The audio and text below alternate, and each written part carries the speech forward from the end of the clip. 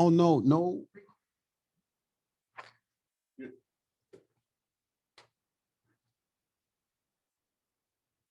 thought we were going to pre-roll, but we definitely can. That's fine. No, what I mean is you moved it from over there on purpose. But of course, Son of a gun. He did that, Dennis, because I watched that. He watches me and he sees that I watch the timer and that I think he feels like when it gets close to being 0 or 5 minutes, I rush things. Right. Isn't that You correct? see that clock ticking down. Yeah. I better get through this. Yeah, yeah, so yeah. you go. And we're going in 5, 4, 3, 2. Hello, everybody. Welcome again to another episode of Cannabis Enlightened.com. I am your host. Let's cut there. It's Cannabis Enlightened, no doubt. Yeah, I know. I just keep remembering. I tell people all the time where to go. CannabisEnlightened.com. Okay. Here we go. And 3, 2. Hello, everybody, and welcome again to another episode of Cannabis Enlightened. I am your host, Dr. Leroy, and today we have an amazing guest with us to share his cannabis experience. Now, I want all of you to listen very carefully because this kind of interview only comes once in a long time. My guest today is Dennis Hunter, and he is an individual that has been in the cannabis space. I mean, ground level. And when I say ground level, I mean growing cannabis for a long time. I'm told over 30 years. Is that correct, Dennis? Yeah, that's correct. So, all right. So this is going to be a unique and amazing interview in a lot of different ways. And I want to let the audience know that as I'm interviewing Dennis, and he's going to tell some pretty astounding stories about himself in the cannabis space. And I want you to know right off the bat that he is not African American, he is white. And some of you, I have to say that because some of you may think that, well, gee, Dr. Dr. Leroy is interviewing another African American. No. In the trials and tribulations and experiences and adventures that Dennis has gone on, he has done them being white. So without any further ado, I'm going to ask Dennis to come on and introduce himself and tell us a little bit about who he is and what he does. Dennis, welcome. Thank you. Looking forward to being on with you, and it's quite an honor. My name is Dennis Hunter. Like Dr. Leroy just said, been in the industry in cultivation of cannabis pretty much since I was in high school. And so in the late 80s, early 90s, going to high school and basically also growing. So I came from an area in the Emerald Triangle in Mendocino County. It's kind of a culture in that town and that area that just there was so many either loggers or growers, and I kind of like hanging out with the growers more than loggers at the time. So I just kind of took to cannabis and loved the plant, and then pretty much the rest of my life was pretty much revolved around cannabis in some way or another. So Dennis, when you say loggers, you're talking about cutting down trees and the old axe or the saw. Yeah. So Okay. up in that area, you have a lot of forests and trees, your fir trees and redwood trees, and so so in those areas, you have a lot of logging companies, and especially in like the 80s and 90s, they did a lot of logging in those areas, and so you kind of had this weird cultural mix between these sort of hippie growers and these redneck loggers, and it made for a pretty fun childhood growing up. Growing weed and with a 4-wheel drive truck, So give me a context, Dennis, with respect to the year. What year are we talking? Years are we talking? Yeah, so this is I graduated in 1990 from high school. I was growing while I was in high school, so kind of one way to get lunch money, So. I guess so. Yeah. So now, when you were growing, it's another thing I'm going to point out to our audience. If I can take that 1990, you graduated, you were growing. When you were growing, it was not legal. No, it wasn't legal. In that town, in that community, you had a culture of a lot of people that were growing. So it wasn't really looked at like negatively from most of the people in that area. And there were so many people kind of doing it in that area that it wasn't that big of a deal. Like yeah, it was just kind of one of the things you did in that kind of community. Sure, sure. So is there a special type of cannabis that you were growing, or how did you know that what you were growing was going to be good? It's kind of just similar to what it is now. You have breeders that bred, or somebody that got seeds from Amsterdam, or had this strain or that strain, and so you would get seeds from different people and grow it from there. Year after year, you would just learn more about the different strains that you liked and how they did in that climate and things like that.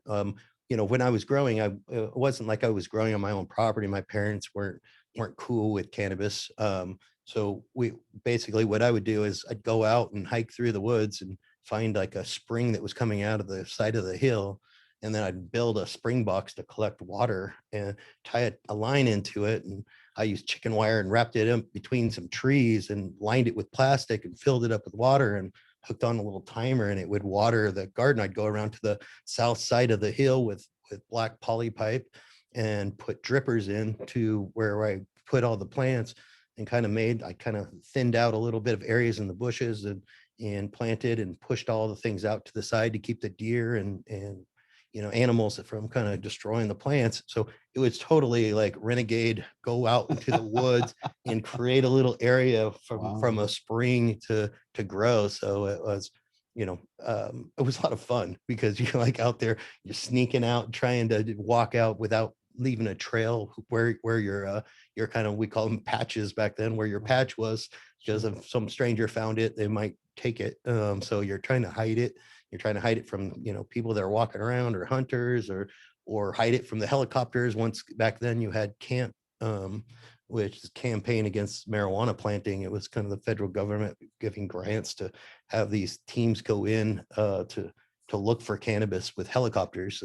And so you always had to gamble, like how far out did you put the plants outside of the trees where they Mhm. could be seen from the helicopters, or if you put them too far under the trees, they didn't get enough sun. So you're always gambling with how much risk you were willing to do by putting the plants out and get more sun. Now, what's amazing me is that you were doing this at a young age. It sounded like 17, 18, or Yeah, younger than that. yeah, even 16 probably. 16, 17, 18. So how did you know that this, that the cannabis was going to be good? I mean, is it trial and error, or did you just have a knack for it? No, it is trial and error. I learned how to do it from some older guys that were doing it.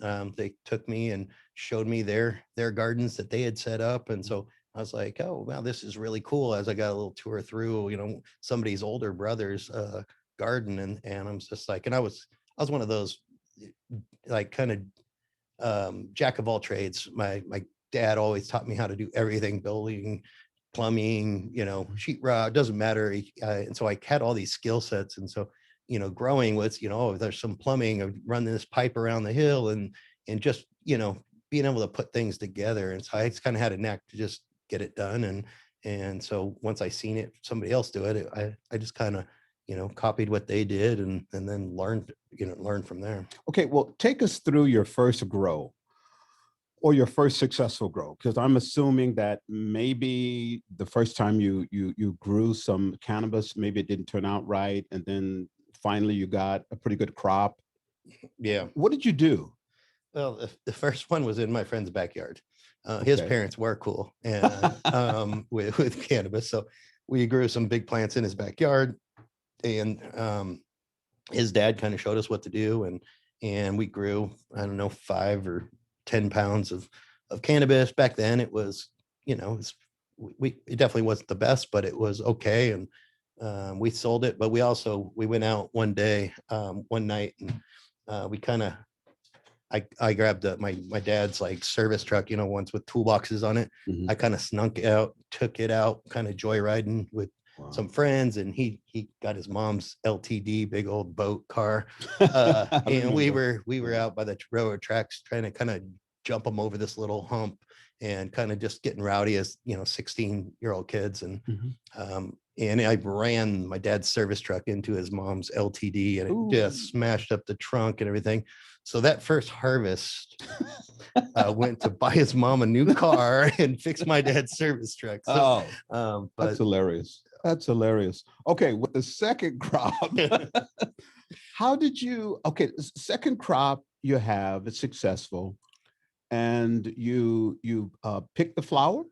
yeah, it was again out in the second one was out in the hills where it was just total clandestine little grow out in the hills where I had I had to walk in nutrients and Wow. all the stuff for it, and was able to harvest it. I dried it out in the woods too, Yeah. under trees, and then my friends and I just paid them to come up with me on the trees and trim it.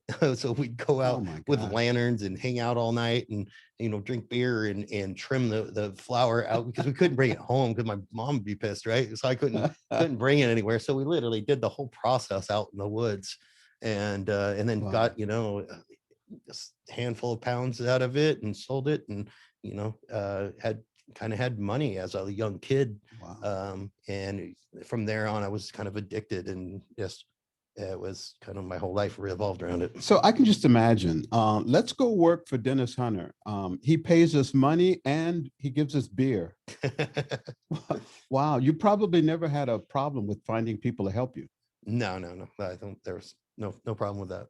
Okay, We always had a good time when we were doing it. So it was that's great. it was more of a lifestyle almost. Like Okay. I was saying, it's so much fun. You can just imagine, like, it's a lot of work, but Mhm. you're like hiking out to go check on it. It was always exciting because sometimes I wouldn't see it for 2 or 3 days, and so you're going through, you're trying not to leave a trail, going through the woods, and then you get to the patch and you kind of walk around that corner to see the plants, and they're like Sure. another foot taller than they were last time you seen them, and it was exciting. And even the part of trimming and selling it and just kind of everything around it, it just was the culture and just we had a blast. And you did it, other friends were doing it, and it just really kind of turned into a lifestyle. So I was going to say it's his lifestyle, it's a culture, it's nothing unusual, right? Okay, so you did your second crop. How much did you make? I'd make 20,000, 30,000, somewhere in something like that, Wait a which, minute, $20,000? yeah.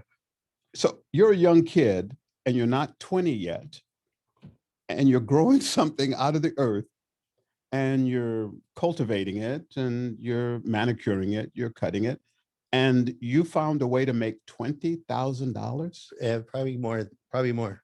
more. Yeah. How often? Back then it was mostly once a year. So because you were doing Okay. light dep, it wasn't indoor. So Mm. you had kind of one crop in, October, November. You would take it down and you kind of got what you got. Sometimes a ripoff would find it and you wouldn't even get the crop off. So you spend all year growing it and then lose it. Mm. And so, there's all those ups and downs. Sure. And some of you like, oh, you made that much money. Well, maybe you lost it all too. So it's not all, Okay.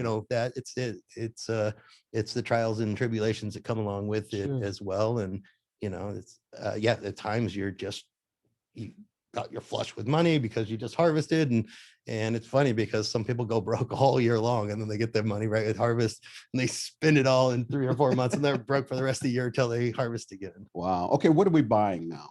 So you're not 20 years old yet, or maybe around 20. Yeah, I'm probably, I don't know, probably at 17. I Okay. actually, I got enough that I put a down payment and I bought a house. And You fixed bought a it. house I at bought a house 17. and fixed it up and rented Okay. it out. I have renters that were like twice my age. Oh my God. Wait a minute. Wait a minute. You're telling me that at a young age, you were an entrepreneur, Yeah.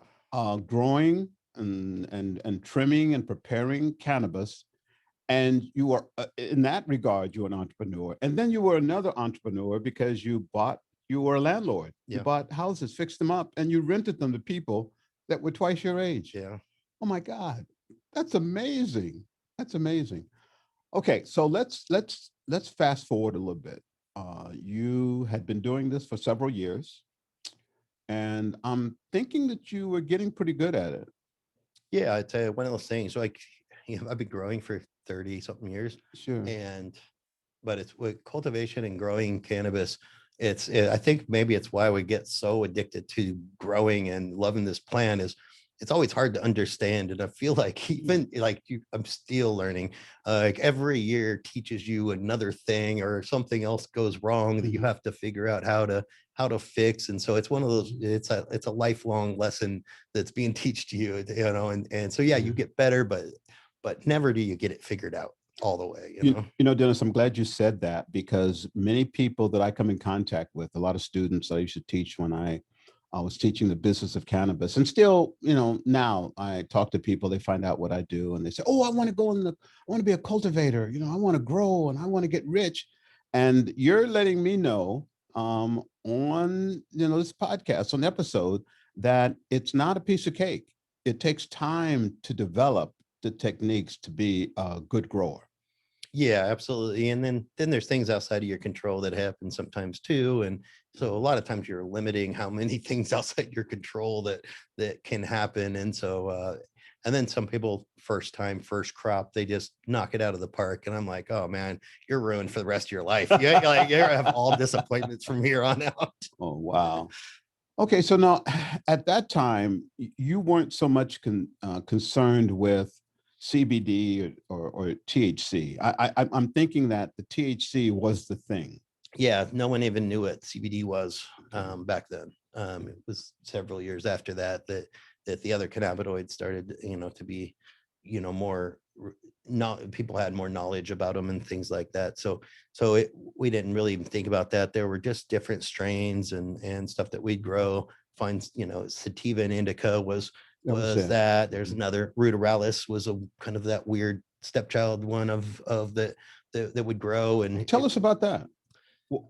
it's just it, it's a plant, and now I think maybe a lot of the auto flowers and things come from it.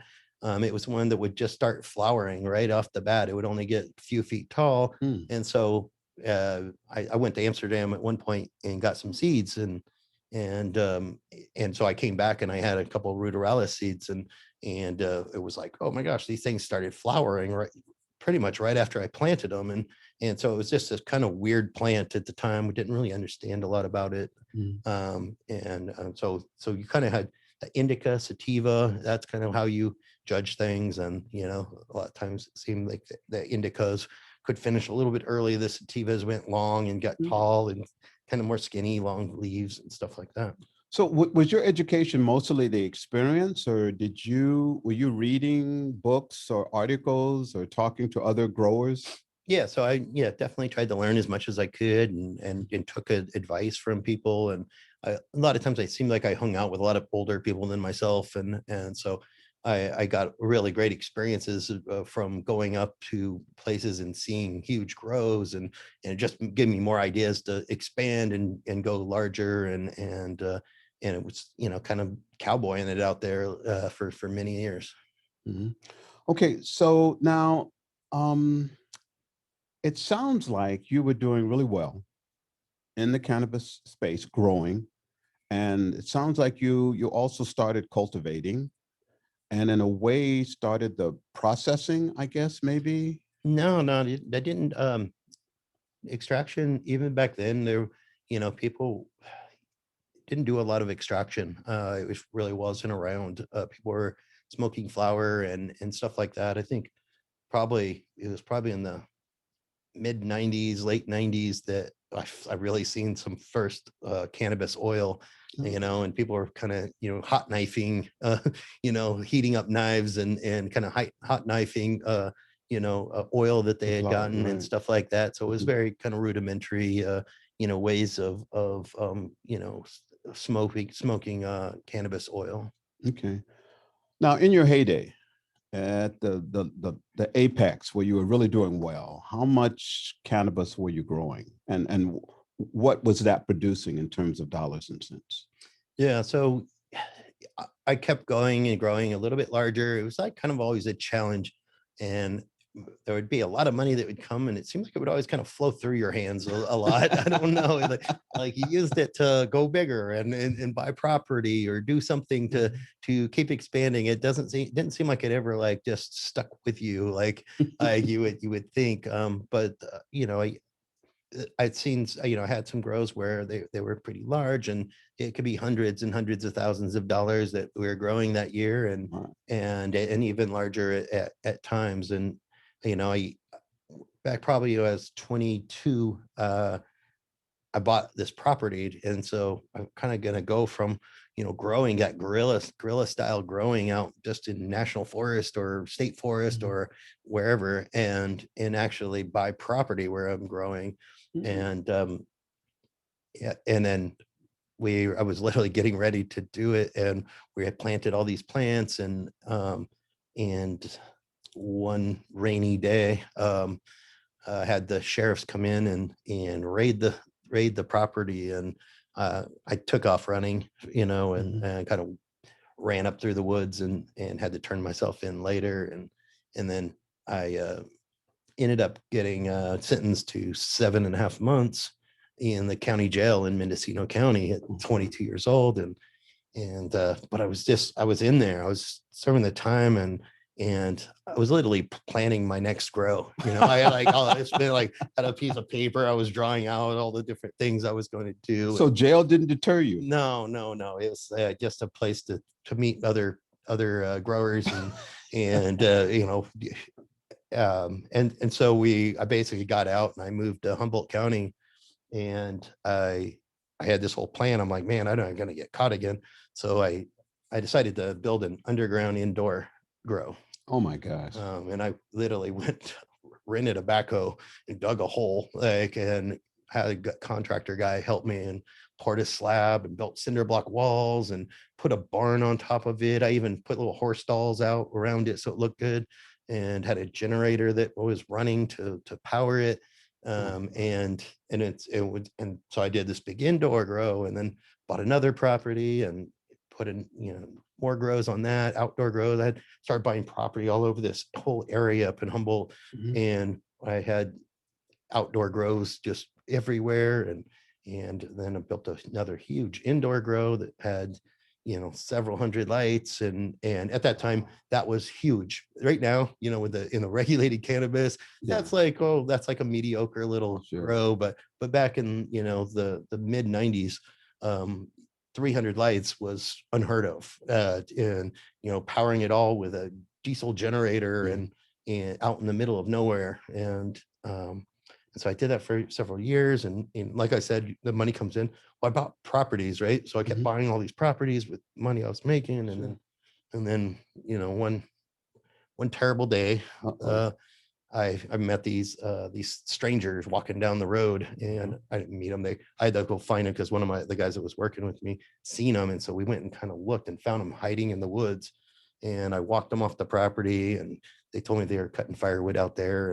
And pretty soon, I asked them for ID, and I was getting upset because they wouldn't give me their ID. And I was like, you're trespassing.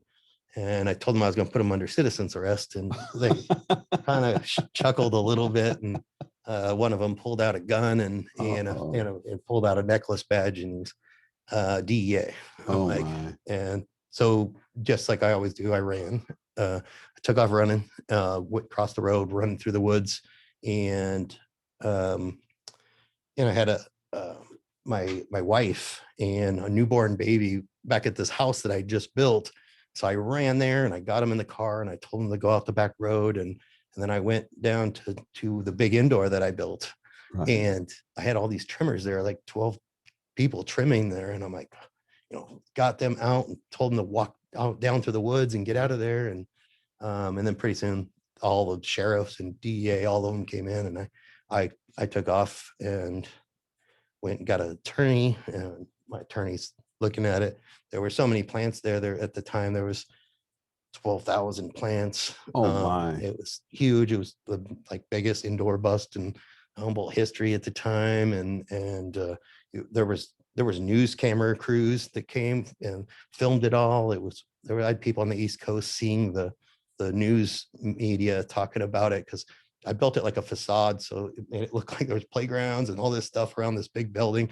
And so they walk through with the news crew like, oh, you're here up in the middle of nowhere in Humble, da da da da da, and do this whole news story. And I'm just like, oh man, I am in so much trouble. Like, what am I gonna do? And I went and talked to attorney. And he's seen the indictment, and he's like, man, this is gonna be you're in trouble. If I were you, I'd just take your wife and your kid and go to Canada, and you should get out of here. These feds don't play.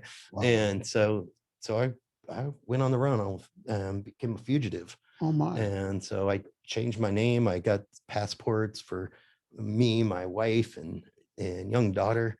And they're all different, people that I knew from, away from me a little bit. I gave them money to let me use their ID and their identity, and went and got real driver's license and real passports. And so I became Josh Abrams for 4.5 years. Josh Abrams. Yeah. Oh my goodness. For how long? For 4.5 years. Yeah. And so I tried to go to Canada, but I got to the border and they tore apart this motorhome that I was trying to get in with. And the name that I had, Josh Abrams, and my wife and kid had different last names, all because of the passports, right? And so they're like, I guess there's a lot of times where a mother may take their kid up to Canada trying to get away from the husband or whatever. So they want to talk to the father of my daughter, which I am, but not really with this passport thing, right? Sure. And so they couldn't get a hold of them, and the stories didn't line up, and they rejected me. They literally had that, that little square box with the red rejected. They stamped my entry form and then turned me around and sent me back into the US. And then US Customs, like, why did they reject you? They tore apart the motorhome as well. I was sweating bullets for a couple of hours, and I was like, man, okay, I'm not going to Canada.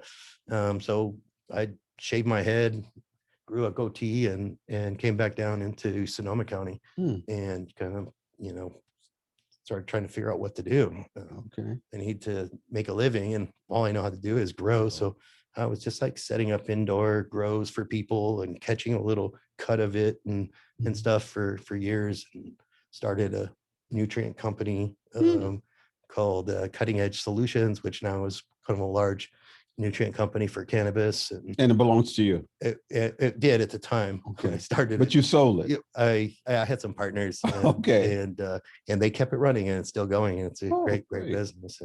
And so I just kind of did things around it and kind of moved around. I opened a couple dispensaries as kind of the, silent partner, and still very involved in cannabis, and then really tried to help. I was like, and the only way I can get out of trouble is if this thing's legal someday. And so I really started supporting that kind of legalization movement and got behind and tried to support that. And then 4.5 years later. But even before then, I think that you did more than I think you did, you talked about doing so many months, but you did some greater time, didn't you? Yeah. So that's why I say I was on the run for 4.5 years, because it all has to end one day, right? Yeah. So after 4.5 years, the DEA caught up with me and arrested me. And I got sentenced to 7.5 years or 6.5 years in federal prison, which, I thought felt like eternity. It's my life. Everything is falling apart. My wife left me. It was like, oh my God, the worst, feeling you could have. Just like, oh, like, well, the world's over. And for a while, you don't even know what you're going to get sentenced to. So it was horrible time. But I got so stressed and just depressed and stuff. I was like having my hair fall out. I'm sleeping, and it's like, wake up, there's like hair on my pillow, it just, stress was just eating me alive. And at one point I just like, I'm gonna like kill myself of just by just like stress and I just had to kind of pull myself out of it. And I got to a spot where it's just like, okay, I got to make the best of it, and kind of got my mindset, kind of let go of the outside world, and And, you know, when people talk about doing hard time, when with like hard timing it, when you're in there, is the people that are stressing and everything is there. And then, you know, over time you start to like let the world go outside, and then the time gets much easier. You know, you try to keep yourself busy, you get routines that help you kind of get through the days. And you know, then all of a sudden those days that would drag on, they feel like months. All of a sudden, you know, now the months feel like days because you're able to kind of let it all go, and things like that. So I had to really you know, change my mindset and learn about myself and figure out, okay, I'm in a bad situation, but what am I going to do with it? And yeah, it was So you quite an you did experience. the 6 years, Yeah. the full 6 years, and Mhm. then you were let go. And what year was that? It was 2002. I went in 2002. 2008. I got out. You got out in 2008. When you got out, what did you start doing? So I got out, and, you know, I'm on federal probation, right? So can't go grow weed anymore. So I I told you I started that nutrient company back Okay. in the day. And so I'm like, what do I know a lot about? And I know a lot about cultivation. And so I started making cultivation products for cultivators, and so gardening products, but more tailored towards growing cannabis. Sure. And so I started doing that, and I started making my own branded growing pots and my own branded turkey bags and my own branded like nutrients and, you know, uh stimulants that's for you know, all the like amendments for growing cannabis that would bring out more terpenes and things like that. And so I kind of got this cool experience of actually creating brands and Mm, in the cultivation supply space. okay. And pretty soon I started distributing those because myself, and then I started distributing other people's products and created a distribution company for cannabis products So in you that bounced space. back. Yeah, and Okay. It took a while. took a while. Okay. All right. So now 2008, you're out and you're starting to reinvent yourself. And I'm assuming that a few years went by. And you said that you started working to um, try to make cannabis legal, Mhm. okay, in California. And your actions worked out, okay, because in, I believe, 2016 or before then. Yeah.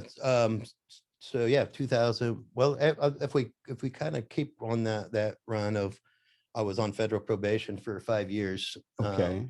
and doing the cannabis supply, like cultivation supplies, and Mhm. um, that I was also watching it because I'm selling to growers. I'm selling into this industry, and I'm watching the industry sort of start to develop. We're still in the kind of Prop 215 days Right. of Mhm. medical marijuana, and Mhm. they're letting people grow 96 plants or 30 plants depending on what county you're in. And Mhm. so I'm watching it, and I'm selling them, you know, I'm selling, you know, shovels to the miners kind of thing. Right. I can't do it, but I can Okay. sell them the shovels, you know. Right. Right. And so I'm doing that, but I'm also, because I'm doing that, I'm very much paying attention to kind of how the industry is developing, and I'm starting to see different things. And you're starting to see vape pens, and you're starting to see these almost like branded products start to hit, you know, Mhm. some of these dispensary shelves. When the dispensaries first started in 96, so much of it was just flour, and I mean jars of flour, and just, you know, it was very crude and kind Mhm. of but now at this time you're really seeing like these people branding. They've got baked goods that are actually packaged and different things. So Mhm. I'm watching it, but I'm supplying the farmers, and so 5 years later, I get off probation. Um, Mhm. and you know, one of my biggest customers, I used to sell to all the hydroponic stores, but my biggest customer was this guy named Ned Fussell. Ah. And he's growing this plant. He's growing, he's got gardens all over the county. He's doing just a little bit crazy all over the place. And he's buying more supplies from me as a distributor than my retail partners are as these hydroponic stores. Mhm. And he's asking me stuff about, you know, what I've done and advice, and he's buying all this product. And I'm like, man, I'm about to get off probation. Da, da, da, da. And I'm like, have you seen those vape pens and some, like the branded products? I've just now created all these brands in the hydroponic supply chain for that. And I'm like, hey, what do you think about going, and we'll go in on an extractor with me, and we'll go extract some of this cannabis and make some of these products. I have a lot of experience in branding products and in kind of, developing brands. You're obviously, out here growing and have a great team. So that was the beginning of Cannacraft. We literally met because I was selling him all of his growing supplies, and we bought our first extractor together. Extracted cannabis. I was sitting there in the warehouse trying to figure it out, and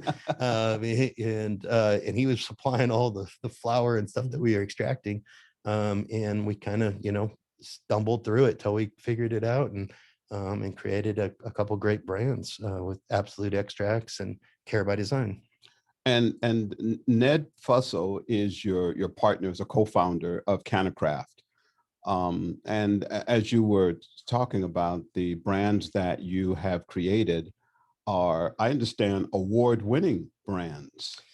Yeah, we've definitely won many awards over the years, and this last year we got more than our share of awards. It was amazing at the Emerald Cup, with several of our brands, Hi-Fi Hops, with the Lagunitas collaboration we do, we have Best Beverage, with Care by Design, Best Tincture, and then Flower with Farmer and the Felon. We won, I think, 5 different awards for our outdoor flower. That's an interesting name, Farmer and the Felon. I wonder where that came from. I wonder. Fantastic. So it was like an experiment, just growing up, trying to, make some extra money. Then you got into it more. And then the more you got into it, it was illegal. You wound up doing some time. But then, it's kind of like a Cinderella story. It turned out that when cannabis became legal, you and Ned were in the business and doing well and have received a ton of awards. I mean, Yeah, and we have, and it's been amazing ride, and it's never that easy, right? And some people ask me, like, why did you keep doing it? You went to prison, you went to jail for a while, and then you went to prison, and then you're back doing it again. And I think there's a piece of this that I kind of was like rebelled against it, because I also didn't feel that it should be illegal. And I felt when I was in jail, I was just like, it's such bullshit. Why is this this plant illegal? I've seen it. I know that it's helped so many people, and been involved in a lot of dispensaries in the early Prop 215 days, where I've watched it change people's lives for the better. But then here it is, a Schedule I drug, and you're going to put people in jail and take them away from their kids because they're growing this natural plant that's amazing and has all these properties. And so, I think I had a chip on my shoulder, like, you took a big chunk of my life away. And so I kind of came at it when when I got out and I had these plans. I was laser focused that I was going to, this was going to be part of my life. And there was a little bit of sort of proving that point by getting into the industry and continuing to do it and not letting it knock me out because of their poor decision of making this wonderful plan illegal. Wow, what a tremendous success story, and a story of tenacity, determination, that you weren't deterred because you really believed in, and you still believe in, cannabis as a product that should be legal and that is helpful. It's medicine. And I've always taught that cannabis is medicine.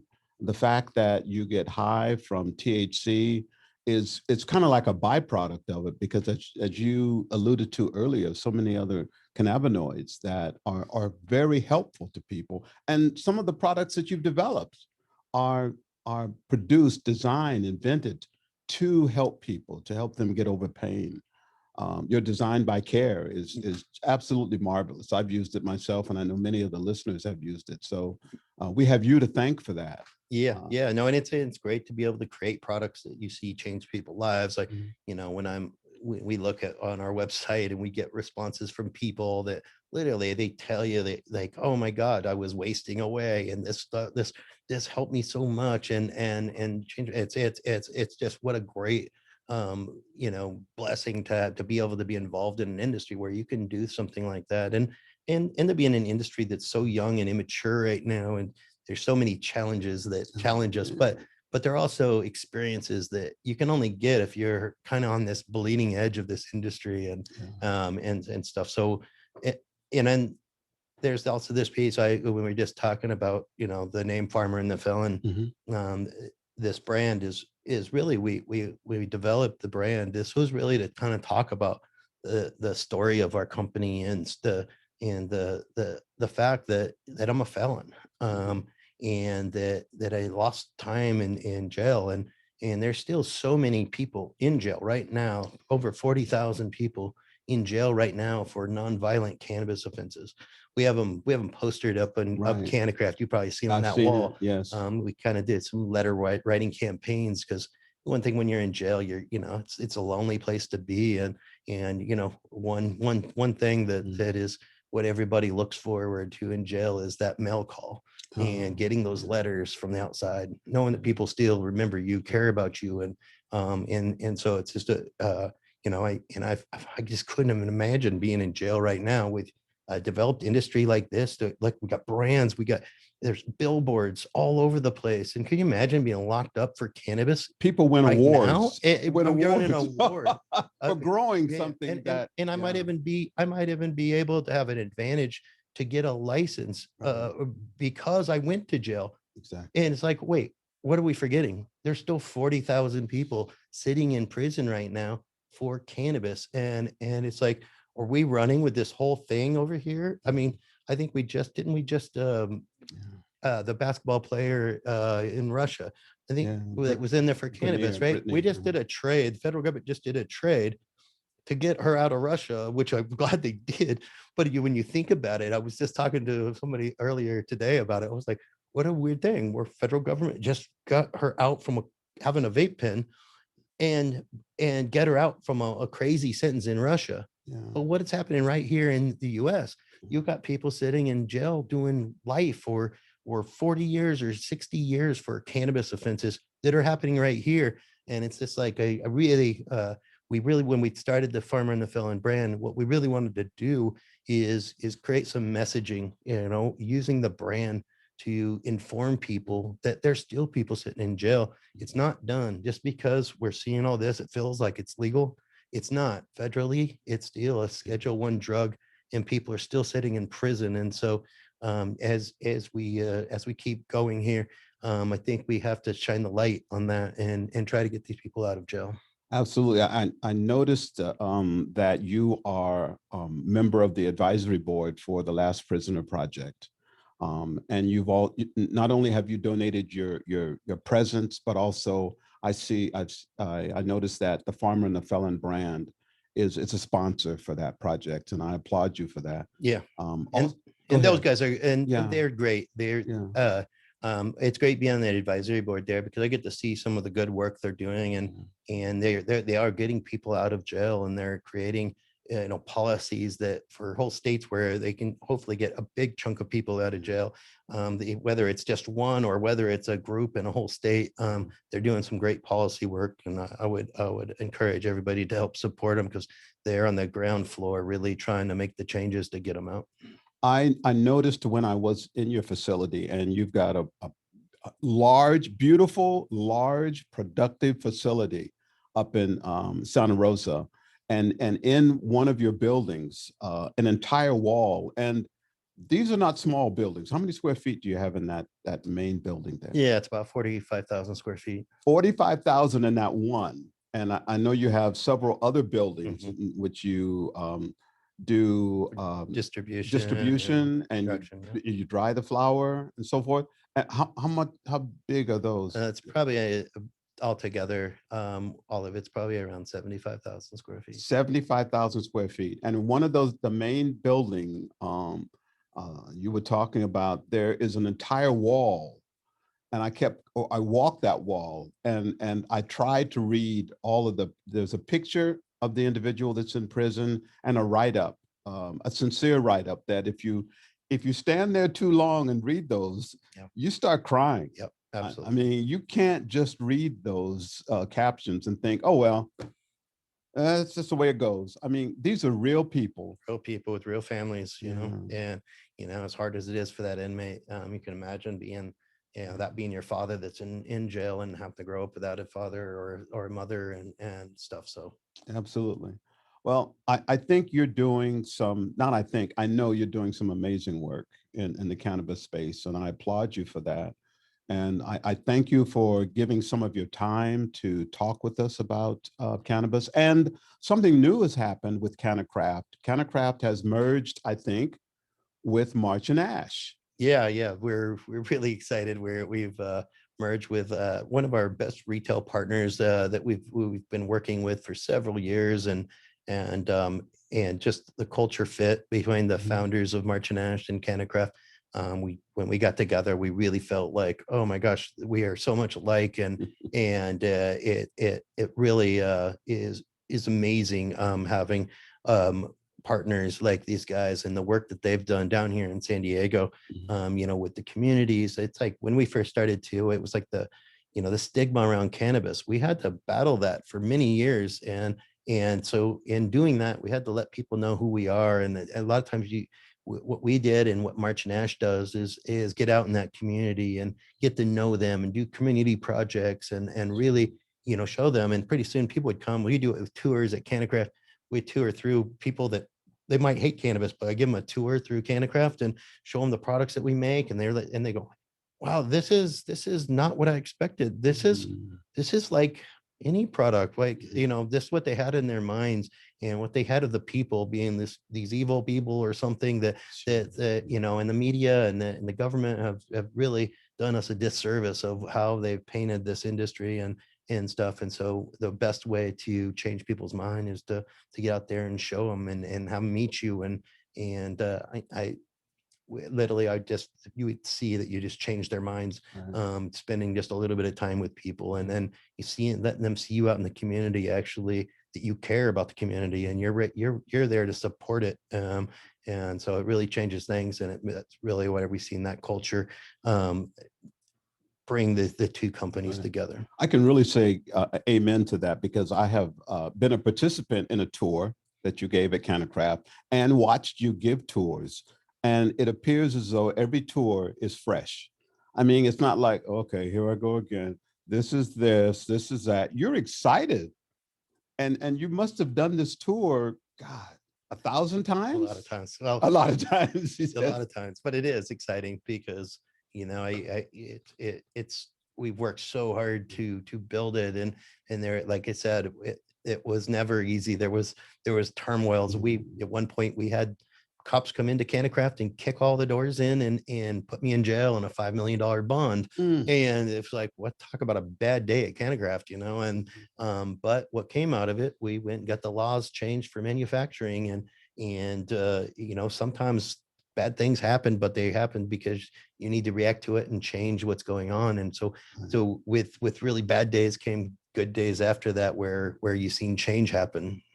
I'm going to refer to you now as a cannabis activist. Now, you're a real community cannabis activist, Dennis Hunter.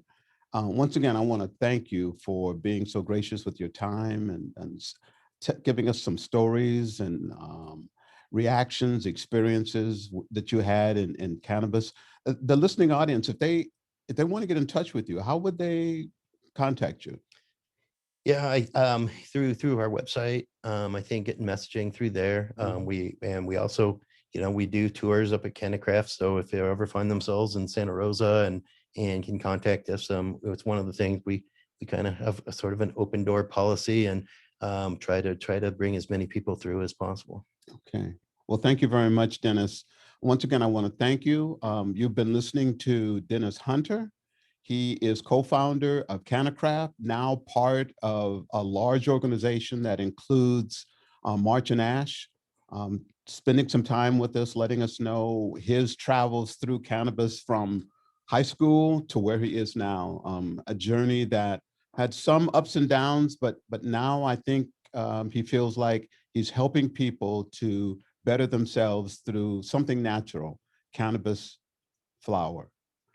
Thank you very much, everyone.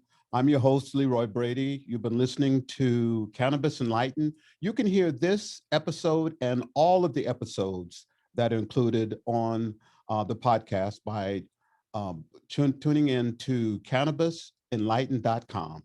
Thank you very much, everybody.